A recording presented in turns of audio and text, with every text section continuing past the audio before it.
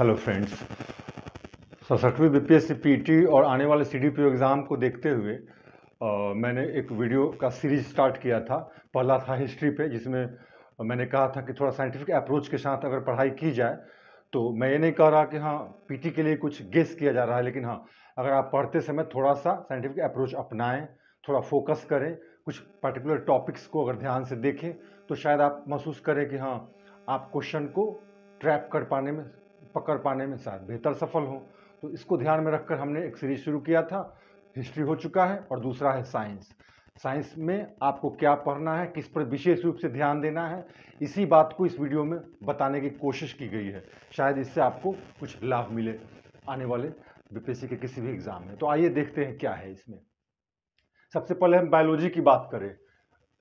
Source आपने क्या अपनाया है आप बेहतर समझ सकते हैं। मैंने अपने पुराने वीडियो में सोर्स की भी चर्चा की थी, इसलिए अभी इसको रिपीट नहीं करूंगा। क्या पढ़ना है आप जो भी पढ़ें ध्यान से पढ़ें, और किन बातों पर, किन टॉपिक्स पर, किन मुद्दे पर आपको ध्यान देना है जिससे प्रश्न पकड़ में आने की संभावना अधिक हो, उसको देखते हैं। बायोलॉजी पढ़ते समय सेल स्ट्रक्चर, जो ऑर्गेनेल्स हैं, माइटोकॉन्ड्रिया से लेकर एंडोप्लाज्मिक रेटिकुलम, जो भी हो सबको ध्यान से पढ़ना है। डीएनए, आरएनए, केंद्रक वगैरह को ध्यान से देखना है। एक क्वेश्चन यहाँ से आते हैं, पाचन तंत्र और इससे जुड़ी हुई बीमारियां, डाइजेस्टिव सिस्टम और इससे जुड़ी हुई बीमारियां, इसमें एंजाइम वगैरह सब आ जाता है, बिल्कुल ध्यान से उसको देखना है। ब्लड सर्कुलेशन सिस्टम, परिसंचरण तंत्र, ब्लड से संबंधित सारी बातों को ध्यान से पढ़ना है। हार्ट वगैरह, उसके फंक्शंस को सबको ध्यान से देखना है। हार्मोन्स, एक क्वेश्चन निश्चित रूप से यहाँ से होता है, जिस तरह डाइजेस्टिव सिस्टम से एक क्वेश्चन होता है, ब्लड सर्कुलेशन वाले सिस्टम से, वैसे ही हार्मोन से। फिर रिप्रोडक्टिव सिस्टम, प्रजनन तंत्र, इसको ध्यान से देखना है। जेनेटिक्स, मेंडल और जो भी अदर थियरीज हैं अनुवांशिकी में, उसको ध्यान से देखना है। डिजीज में जितने तरह के डिजीज हैं, वो ट्रांसमिसिबल इन्फेक्शन से हो, हेरेडिटरी हो, जेनेटिक से संबंधित हो, पॉल्यूशन रिलेटेड डिजीज हो, सबको ध्यान से देखना है। और अफेक्टेड ऑर्गेन शरीर का कौन सा अंग प्रभावित होता है, उसको भी ध्यान से आपको देखना है। पोषण, इस चैप्टर को भी ध्यान से देखना है। पोषण में क्या, कार्बोहाइड्रेट, विटामिन, ये सब, इन सब चीज़ों को आपको, कार्बोहाइड्रेट हो गया, विटामिन हो गया, प्रोटीन हो गया, इन सबको ध्यान से देखना है। और आप देखिए प्लांट बायोलॉजी में रूट, स्टेम, फ्लावर, निश्चित रूप से इनसे एक दो प्रश्न रहता ही रहता है। अलगी, लाइकेन, बैक्टीरिया, वायरस, इन सब को काफ़ी ध्यान से पढ़ना है। एक दो क्वेश्चन निश्चित रूप से रहना ही रहना है। फोटोसिंथेसिस, अगर बायोलॉजी में आप इतना कर लेते हैं तो आई होप कि आप काफ़ी अच्छी स्थिति में होंगे। अब बारी है फिजिक्स की। फिजिक्स के बारे में जो टॉपिक्स जो मैंने चूज़ किया, उसको बताने से पहले मैं आपको बताना चाहूँगा, जो ट्रेडिशनल नोशन है कि बायोलॉजी थोड़ा पढ़ लेना बाकी सब मैनेज हो जाएगा, नहीं, ये बिल्कुल गलत बात है।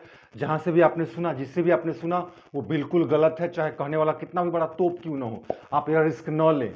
केमिस्ट्री, फिजिक्स, बायोलॉजी तीनों पर इक्वली आपको ध्यान देना है, नहीं तो आप खतरे में रहेंगे। स्पष्ट बात। अब आइए, फिजिक्स में क्या है, प्रकाश, लाइट, हीट, साउंड, इलेक्ट्रिसिटी, इन 4 चैप्टर्स को अच्छे से अंडरस्टैंड करना है, समझना है। एटॉमिक फिजिक्स को भी देख लेना है, जिसमें इलेक्ट्रॉन, प्रोटॉन, पॉजिट्रॉन वगैरह, साथ साथ वो जो न्यूक्लियर बम, न्यूक्लियर फ्यूजन वगैरह चीज़ें होती हैं, इनको देख लेना है। ग्रेविटेशन चैप्टर को अच्छे से देखना है। इलेक्ट्रोमैग्नेटिक वेव्स, जिसमें एक्सरे, गामा रे वगैरह जितने भी रेज हैं, उनकी प्रॉपर्टीज़ के बारे में आपको ध्यान से देखना है। अगर आप इन चैप्टर्स को फिजिक्स में अच्छे से कर लेते हैं, और थोड़ा जो इकाई है, यूनिट वाला चैप्टर, मतलब मात्रक जिसको बोलते हैं, तो फिजिक्स में आप बहुत बेहतर स्थिति में रहेंगे। हाँ, तो मैं कह रहा था कि आपको धोखे में नहीं रहना है। ऐसा नहीं बायोलॉजी थोड़ा सा कर लिया, बाकी चीज़ों को मैनेज हो जाएगा, मैनेज बिल्कुल नहीं होगा। हो सकता है बायोलॉजी से क्वेश्चन कम हो, केमिस्ट्री से ज़्यादा हो सकता है फिजिक्स से ज़्यादा हो। तो आइए केमिस्ट्री में क्या करना है यह देखते हैं। केमिस्ट्री में एटॉमिक स्ट्रक्चर अच्छे से देखना है। रेडियो सक्रियता, एसिड, बेस, अल्कली, इनके एप्लीकेशंस मतलब यूज़, केमिकल रिएक्शंस कितने तरह के हैं, क्या हैं, डिटेल में थोड़ा सा ध्यान देना होगा इसको।